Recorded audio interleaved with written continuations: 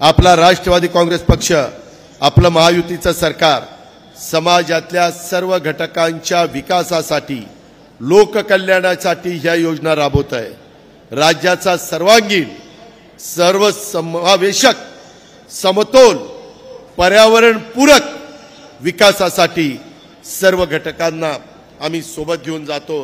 हे माझ्या अल्पसंख्याक समाजाने पण ध्यानात ठेवावं। यापुढे सर्व जाती, धर्म, पंथ, प्रांत, भाषेतल्या नागरिकांना सोबत घेऊन गतिमान विकासाच्या वाटेवर आम्ही चालत राहायचं ठरवलेलं आहे। राज्यात कुणावर अन्याय होणार नाही। दलित, आदिवासी, अल्पसंख्याक अशा सर्व जाती धर्माच्या बांधवांना, भगिनींना हक्काचं संरक्षण करण्याचा आम्ही काम करणार आहोत। महिलांनाही समाजात मान, सन्मान, आदर, संरक्षण, सुरक्षितता मिळेल आणि त्या सबल होतील हे सर्व करण्याकरता सरकारमधला घटक म्हणून राष्ट्रवादी काँग्रेस पक्ष हा सातत्याने काम करत राहणार आहे।